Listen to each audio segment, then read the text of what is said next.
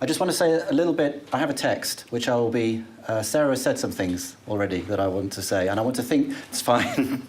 You said them better than I would have. I want to think through what I've got, because I didn't know where the discussion would be at. It's at a very interesting place, so I want to think through what I've got as a way of contributing. I just want to say something about my background very briefly. So I am an academic and I'm a poet, but I came to this question, which is the question for this paper, is the question of indefinite detention, through the work of an organisation called Kent Refugee Help, which I started volunteering with in 2009. And what Kent Refugee Help did was it visited people and tried to find bail sureties for people who were detained in the Dover Immigration Removal Centre.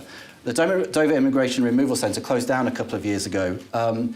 There is a whole other story there. It was the most extraordinary site. It sits there on top of Dover's white cliffs. If you come across on the ferry from France and you know that it's there, you would see that it's there.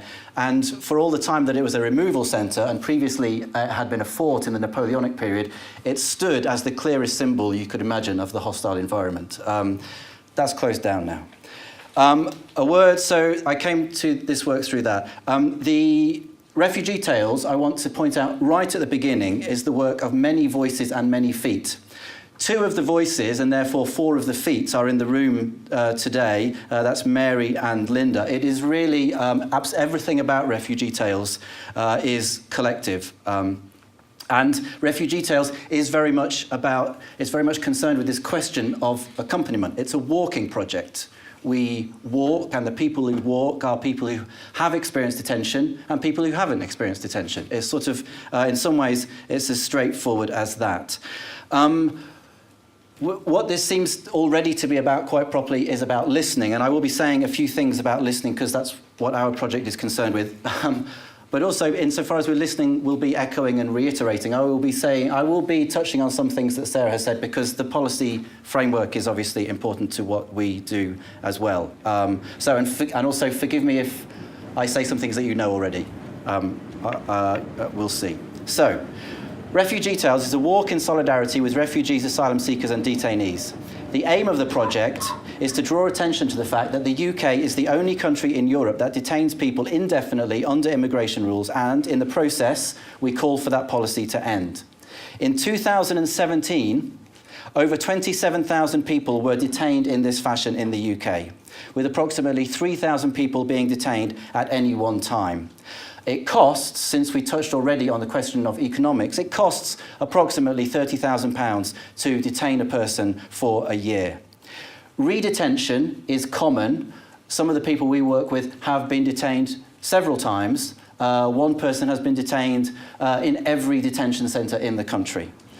As a consequence, detainability, which is a term and a condition, is a fact, or in fact a condition of life for tens of thousands of people in the UK. At any one time, as well as the people who are being detained, tens of thousands of people live at risk of detention.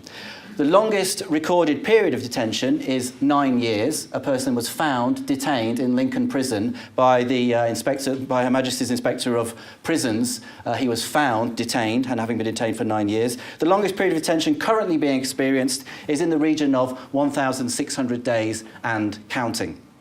And one of the things we want to observe is that we are always, quite properly, outraged when we hear stories of detention from elsewhere. For instance, currently in the States, periodically the terrible circumstances that Australia inflicts on people surface. This is an issue that needs to be internationalised, but we also need to kind of bring it back home and impress it upon our government. It is important to be clear in this context how the policy of indefinite immigration detention is connected to the question of narrative, and how any desire to change the narrative must necessarily attend to the fact that people are indefinitely detained.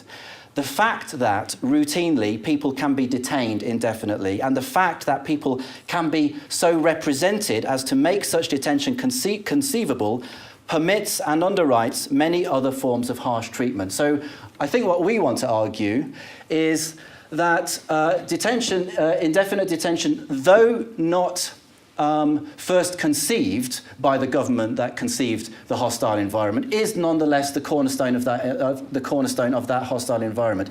The moment that you decide that it's possible to detain a person indefinitely, you've taken a decision about ways it's possible to treat that person. So when we come to the question, what can be done, one of the things that we are arguing, and I know that Sarah argued very hard for this, certainly during her time as an MP, we have to call for an end to indefinite detention. It's a winnable point, and it's also an entirely necessary point. The way Refugee Tales makes the call for an end to indefinite detention, and the way, therefore, it contributes to a change in narrative, is by telling and, crucially, listening to the stories of people who have experienced detention. The stories are told in two ways. Arising from the fact that anonymity is at a premium in the UK asylum system, the majority of the tales are a collaboration between the person whose tale it is and an established writer. Shaped by the realities, which I will come on to, and the necessities of the circumstances, this method of sharing, telling, and listening to stories has a number of important consequences that I will touch upon later. It is clearly also crucial, however, as and when possible, that people must be able to tell their own tales. Increasingly then, as the project develops, people who have experienced detention narrate their experiences directly, though with all the proper safeguards in place. Once written, the tales are told in the context of a public walk. In 2015, we walked for 9 days from Dover to Crawley via Canterbury. In fact, what we were doing was we were walking from the site of the Dover Immigration Removal Centre, in effect, to Gatwick Airport, where, as you will be aware, there are two detention centres, Brook House and Tinsley House. And we walked along the North Downs Way, which became the Pilgrims Way, and the whole project has an aspect of pilgrimage to it. In 2016, we walked from Canterbury to Westminster, and in 2017, we walked to Westminster again, but that time starting in Runnymede. And the reason we started in Runnymede is, as you will know, it's the site of the signing of the Magna Carta, and therefore it articulates the principle known as due process, which is a principle that is profoundly neglected in this whole question of indefinite detention. The purpose of the walking, as originally conceived, was to take the tales of detention to local communities, and so everywhere we stop, we stage a performance of two tales. The model for this way of proceeding is the Canterbury Tales. Each event has a host in Chaucerian fashion, and each evening the tales are interspersed with music. And then everybody sleeps on the floor of the venue or in some nearby hall, and the next day the evolving community sets off again. And just to kind of pick up on the question of the kind of activities that around which community develops. So Sarah has already mentioned eating and drinking tea and those kinds of things, and these are crucial to our practice as well. I would also add sleeping. We all sleep on the same floor, and there is a tremendous sense of community that arises from that, and also a sense of security. And just as a kind of as one sort of illustration of this, there is a man who walks with us who, before he'd walked with us in this country, he could never sleep. Okay, he experienced great traumas back where he'd fled from, and he told us the first night after he'd slept with Refugee Tales that was the first good night's sleep he had since he arrived in this country. Now, these are small things, but they're not inconsequential things. It was Hannah Arendt, the great philosopher of statelessness, who showed most clearly how the act of telling and listening to stories is, in the largest sense, fundamental to human solidarity. What we need to appreciate, however, before we arrive at that resiliently optimistic viewpoint, the viewpoint that Arendt tries to articulate for us, is how the discourse that shapes the asylum process in the UK thwarts such telling and listening, and we've heard something of that already. So this talk has three parts. It will talk about language, stories, and solidarity, and like a good walk, it sort of gets more cheerful the further it goes. There's one writer I want to mention who I've been encountering in connection with Hannah Arendt, and that's a writer called Nancy Fraser. I don't know if philosophers and theologians in the room have encountered Nancy Fraser. Nancy Fraser she is thinking about recognition, and she is asking the question, what is recognition? But she's also asking the question, what is it to misrecognize? And the interest of Nancy Fraser, it seems to me in this context, is she's explicitly concerned with the way institutions do that misrecognizing. It's a very kind of deliberate and active sense of what that is, and I'll maybe talk about that a bit later. So, language. to hear the language of the asylum process, we need only to go back to the legislation. On the 12th of May 2016, the UK government's new immigration bill made its final appearance in the House of Commons. Overturning last-minute amendments proposed in the House of Lords, the Commons granted royal assent and the bill was confirmed as an act of law. For many reasons, but not least because of the context in which it came into being, the 2016 Act was a monumental piece of legislation, the kind by which, sadly, one day historians will come to read us. Like the Corn Laws of 1815 or the Poor Laws of 1834, or say the Poll Tax of 1989-90, read in retrospect, the 2016 Immigration Act will state very clearly where things have come to. And partly, following Nancy Fraser's lead here, I'm just suggesting that we, as citizens, it's increasingly incumbent upon us to read those pieces of legislation that are articulating the environments that we're living through. In its final form, the 2016 Act runs to 234 pages and 98 provisions. And the point about the Act is it is exceedingly thorough. And the way that it's thorough is in foreclosing all those small opportunities and ways of building community that had hitherto existed prior to the moment of the bill. The environment was already hostile enough. We all understand that in this room. But what the architects and authors of the bill did was they identified all those areas where there might be a little bit of give or a little bit of slack, and then as far as they possibly could, they foreclosed it. And when, as an organisation, Kent Refugee Help was being introduced to this bill, there was a moment of despair when we thought, well, how is it going to be possible to help in this circumstance when the government is doing such a thorough job? Sarah has already mentioned the changes in the law that affect accommodation and the possibility of achieving any kind of residence, and the consequence of that, as we've heard, has been destitution. Sarah has also mentioned the withdrawal of the right to education. I just want to dwell on this for a moment. So in the work that I've done, I have been aware of people who after they've met the qualification standards to go to university, and in the face of all kinds of adversity, they have actually managed to secure a degree during, as part of the many years that they are experiencing this terribly harsh environment. So I knew one man, for instance, who was dispersed, which is to say relocated 3 times during the course of his 3-year degree. And he ended up, so his degree was in West London at St Mary's College, Twickenham, and he ended up in Barking in East London, which meant that he had a 5-hour round trip to do his degree. But he managed to get his degree. It's an extraordinary story.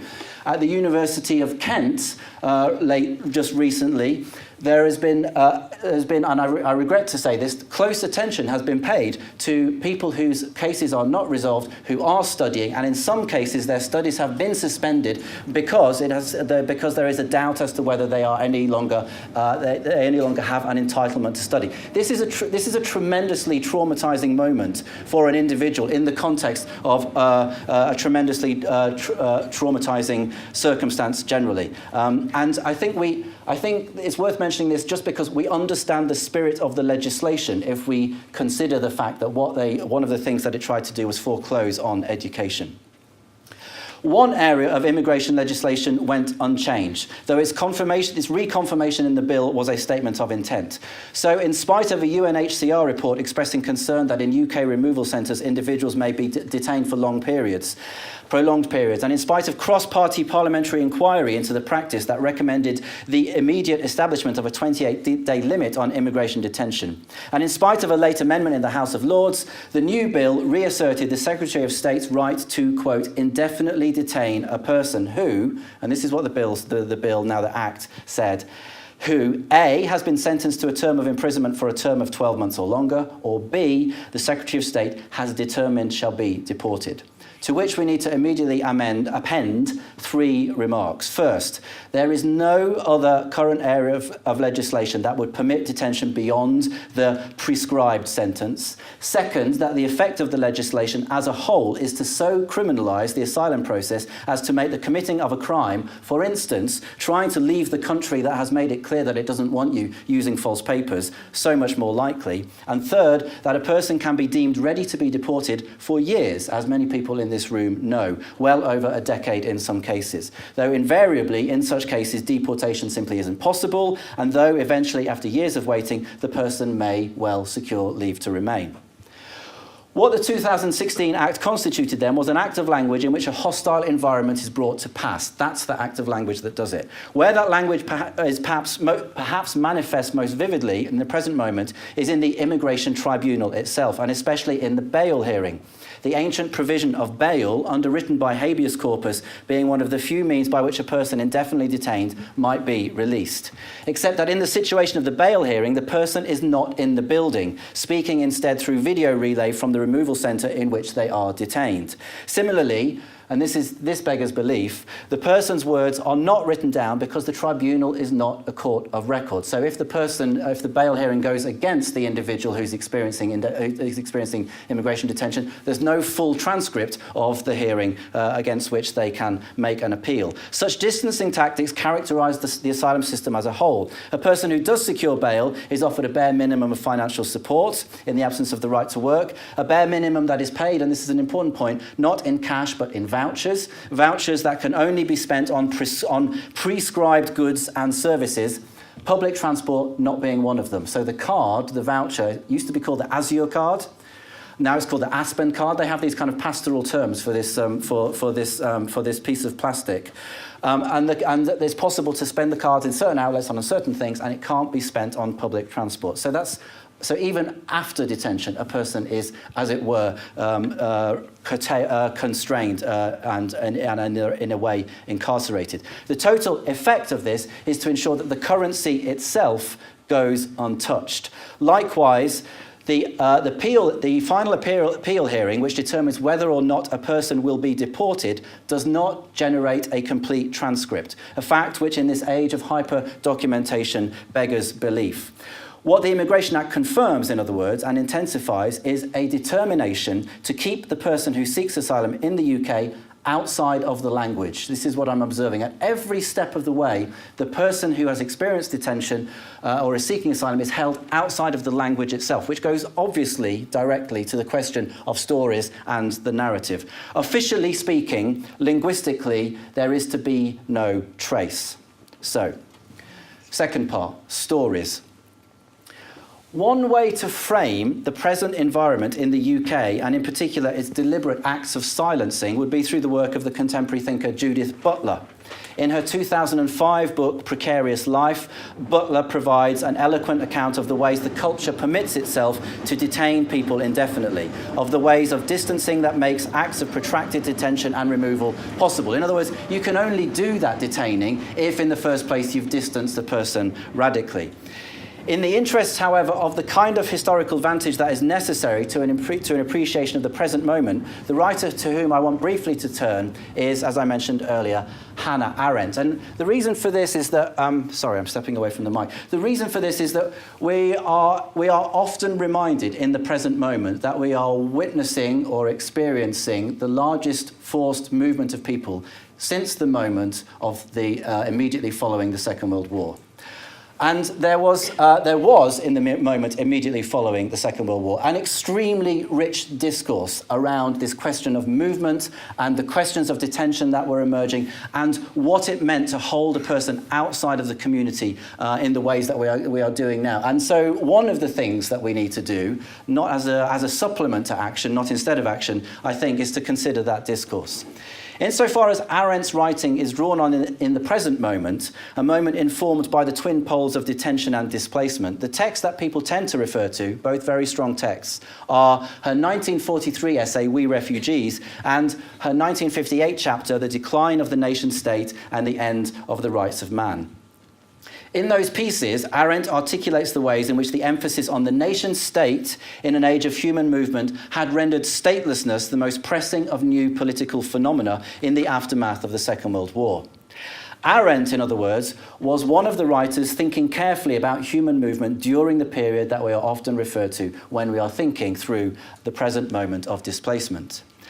The Arendt text that I want to think about briefly here is not either of those, though, but her articulation in 1958 of what she called the human condition. Really very interesting book. Not without its flaws, but a very interesting book nonetheless.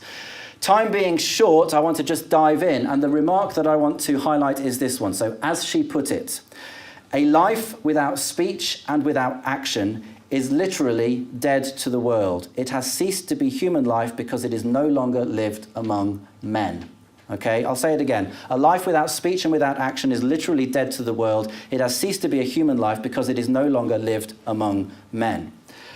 Writing 10 years after the adoption of the Universal Declaration of Human Rights by the General Assembly of the United Nations, Arendt's intention in the human condition was to develop the framework that Statement of Rights had provided. The point of that development is whereas the language of rights upholds a single person, and this goes to the question of whether we should be just hearing people's stories in isolation from the communities that they are living in. The language of rights upholds a single person, the individual who bears and is owed rights. As Arendt considers the idea of the human, she finds it necessary to do so always through the idea of community, what she very resonantly called the space of appearance. The importance of Arendt's statement, her account of life without speech and action, lies in the way it understands the prohibitions it presents. Deprivations of this order, life without speech and action, characterize the existence, or at least it is intended to characterize the existences generated by the UK asylum system. I don't suppose that in arriving at the hostile environment, people read Arendt in order to frame their understanding of what it meant to deny a person that sense of humanity that comes of community. But they did hit upon it, and Arendt helps us because she articulates so clearly and so profoundly what it means to be held outside of a community like that, which I think then changes the nature of the kind of thing that we argue for. Such denials of action, which is to say the ability to work or move or interact, and speech, which is to say the ability to have one's words fully registered in settings that matter, exactly as Sarah was saying, are not, as Arendt sees it, incidental to human conduct, but they are fundamental to it. So the minute one is deprived of those things, then some aspect of one's humanity is being denied to one. So much so that, as she puts it, to be deprived in this way is, as she says, to be deprived of reality, which, humanly and politically speaking, is the same as appearance. It is to be, in effect, to be held outside of human reality. So much for the deprivations. The question was, and is, how could they be countered? For Arendt, the answer was clear, or at least it became clear after many years of thinking about it. It lay in the telling of, and the listening to, and the passing on of stories. As she saw it, it was precisely in the telling of the story and in the listening to the story, in the story being articulated and actively heard, that the fact of human belonging was primarily established. And this is a thing that one just knows from one's experience, that the moment one is in a circumstance where one is hearing another person's story, that's the point at which a community is developed. And it's almost impossible after that point to act outside of the framework of community. But it is possible before that point to act outside of the framework of community, and this is what Arendt is observing. Storytelling, in other words, is not in any sense incidental to social existence, but is entirely and absolutely integral to it. None of which is to argue that we must all now read Arendt, nor is it to argue that to read Arendt is straightforwardly to find an answer, because Arendt understood that she was addressing problems that were deeply intractable in geopolitics. It is, however, at least to get a proper measure of the restrictions the UK asylum system imposes on people who have sought refuge, and as a counter to understand the power that stories hold. So the thought here is really simple. A reason that the UK asylum system holds people's stories outside of the language is precisely because the moment at which they enter the language, then they begin to have traction, then they begin to alter the point of view, the general public perception. One other thing to say about this. In Arendt, storytelling comes under the heading of action. She identifies storytelling as an action. And what she is showing is that the point at which a person tells a story is the point at which they become participant in that community, and that's also the point at which they start to make that community. This goes directly to the question of work. This is why it seems to me, from a sort of existential point of view, we absolutely have to argue for the right to work, because that's the point at which a person becomes participant in the community that they are then enabled to make. To deny a person the right to work is to deny them the right to make that community, and then, therefore, to immediately to impose a kind of stigma towards them. Right. Last part, solidarity. At times when the language seems to be against us, it can be useful to hear what the language has to say. Solidarity comes from the 19th century French term solidarité.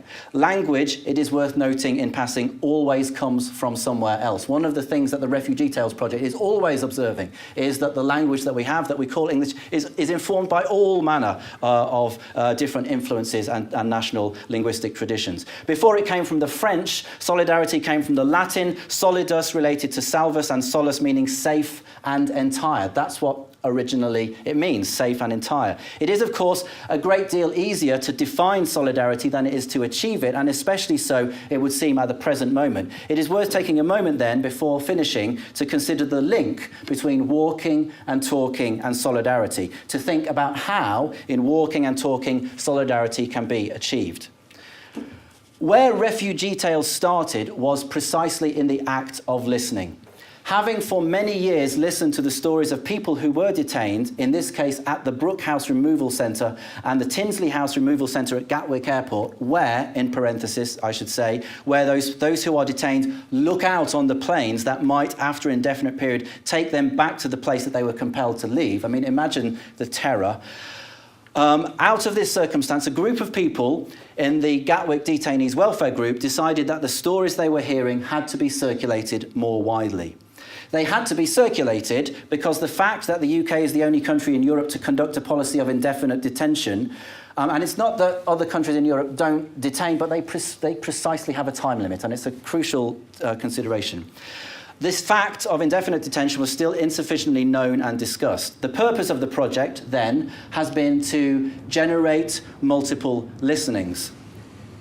The Refugee Tales way of generating such listenings is both structurally necessary and ethically complicated.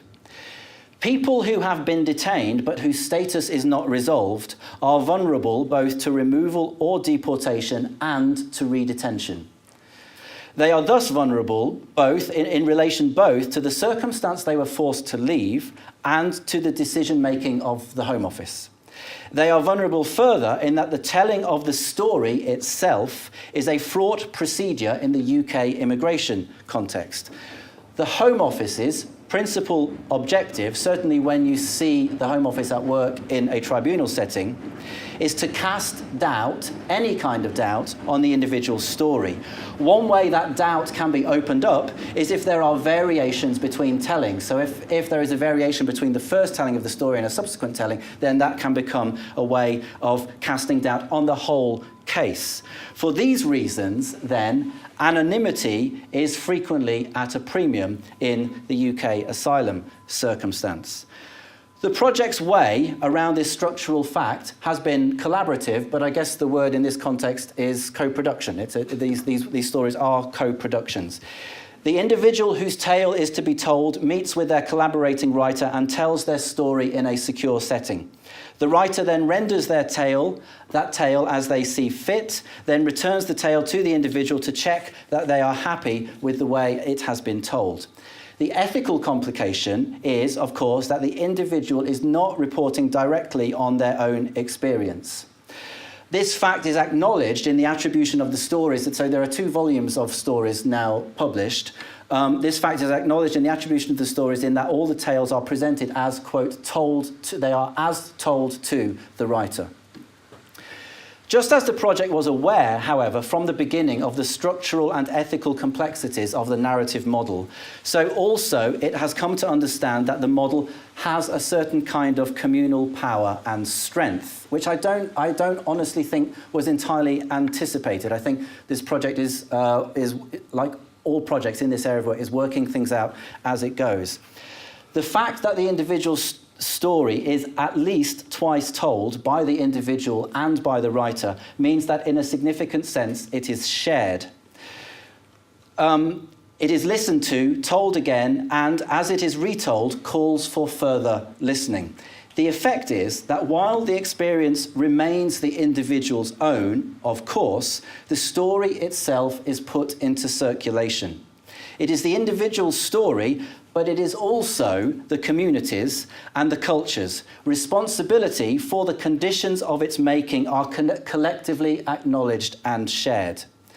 This does not in itself constitute sufficient change, but it does mean that the individual has become participant, or at least more participant, in the culture. So, for instance, the detainee's tale, which was part of the first series of tales, as told to the writer Ali Smith, is the story, obviously, of the detainee in question. But it is also, whether we like it or not, part of the story of the culture that we have made. Why such listenings matter goes back to the official language of that the Immigration Act of 2016 brings so clearly to the fore.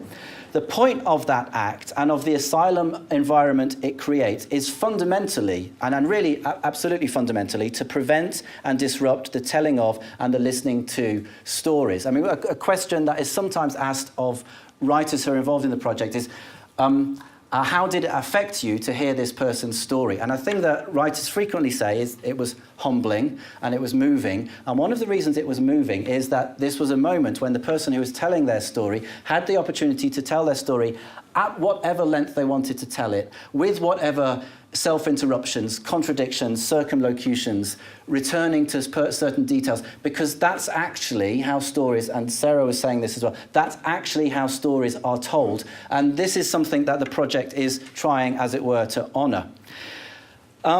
As far as is possible, the story is under the asylum system. As far as is possible, the story is to be held outside of the language. It is not to be heard or told or listened to entire. With this in mind, a key audience for the stories told by refugee tales is precisely parliamentarians themselves. For the past year and a half, we have been taking the 2 volumes of refugee tales to MPs, presenting the stories as evidence of the consequence of the policy of indefinite detention. We're simply saying, these are the stories that eventuate from this policy of indefinite detention, and what do you think about it? At the last election, all opposition parties made a manifesto commitment to end indefinite detention, because there has been an awareness of this issue for some considerable time, and many groups, way over and above refugee tales, have been arguing for an end to indefinite detention for some time. Since the election, with the newly fragile parliamentary arithmetic that it produced, Refugee Tales has been speaking directly to Conservative MPs, and so far, 10 have indicated their willingness to support an end to indefinite detention. Hostile as the environment certainly remains, there is also evidence, therefore, that we have some reason to hope. And we want to underline that fact. And just as a kind of rider to this, because of Brexit, whatever you think about Brexit, I don't admire Brexit, okay? Everything is being re-legislated, as we know, and therefore there has to be a new immigration bill. And there is a distinct possibility that in the context of that immigration bill, it will be possible to lay an amendment which calls for an end to indefinite detention. And if that amendment was laid and if there was a vote, then we would have confidence, given the parliamentary arithmetic that currently obtains, that that vote could be won. Okay, that's our reason for hoping just right now. That's all for the talking part. How the walking is conducive to solidarity is not less pressing. Straightforwardly put, the walk is the setting in which the stories are communicated, or rather the context. So if the problem is that there are not, in the present environment, contexts in which the stories of people seeking asylum can be heard safely and in their entirety, then the aim, straightforwardly, is to provide some such context. That one such context might be a walk, that it is mobile, is in itself a matter of importance.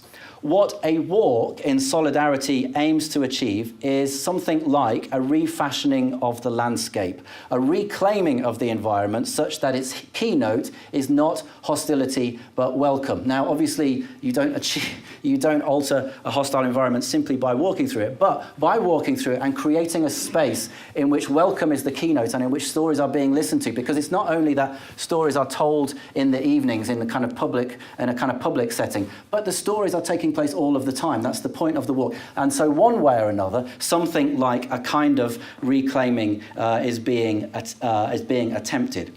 In a literal sense, in other words, what a project such as Refugee Tales argues for is quite precisely and literally what Arendt called a space of appearance, a space in which speech and action establish belonging. That's what we are hoping in our small way to establish. Indefinite detention is the exact opposite of the space of appearance and is the exact opposite of solidarity. It is the separation and segregation of fellow members of the community.